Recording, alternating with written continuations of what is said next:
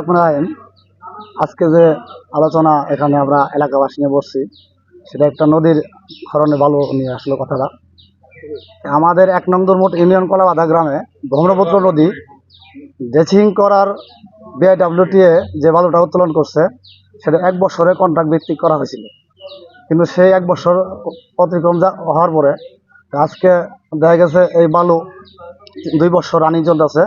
এইখানে যে ফসলি জমিগুলা, এনারা তো আগে বিগত দিন থেকে ফসল করতো, সেই ফসলগুলো নষ্ট হওয়াতে এখন বিআরডব্লিউটি এনাদেরকে বলা হয়েছে যে এনার বালুগুলো উত্তোলন করে না। যেহেতু আমাদের এই কলাবাধা ওয়ার্ড 7 নং ওয়ার্ডের সাধারণ জনগণ এলাকাবাসী ওনারা সবাই মিলে একটা সিদ্ধান্ত নিছে, এইখানে বেশিরভাগ জমি দুইজন মানুষের ছিল, সেটা বাবুল মিয়া এবং কি সাদা মিয়া।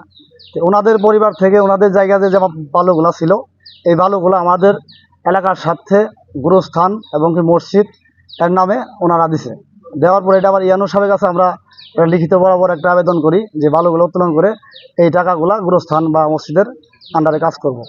কিন্তু দেখা গেছে মানে এই কাজ চলমান থাকার অবস্থা আমরা ওনাদের বলে শুরু করছি, কিন্তু কে বা কারা কোন সাংবাদিক এখানে মিথ্যা অপচার করছে যে ওনারা কি বালু বিক্রি করি মানে টাকা নিজের পকেটে উড়াচ্ছে, কিন্তু আসলে মূলত তা না।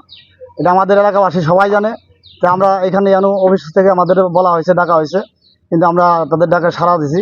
দেওয়ার পরে আজকে এই জন্য আমরা এলাকাবাসী নিয়ে আমরা একটা মানে এই মিথ্যা অপচার করার জন্য এটা আমরা সবাই ঐক্যবদ্ধ হয়ে আপনার সঠিক সিদ্ধান্ত যেটা আসবে আমরা এটা আশা কামনা করি। এবং কি আমাদের এই উন্নয়নে যাতে কোনো বাধা বৃত্তি না হয়, এদিক দিয়ে আপনারা দৃষ্টি আকর্ষণ করছি, এই বর্তমান সরকার এদের আকর্ষণ করছি যাতে আমাদের একটু খেয়াল রাখে আর মিথ্যা অবস্থার জন্য না করে।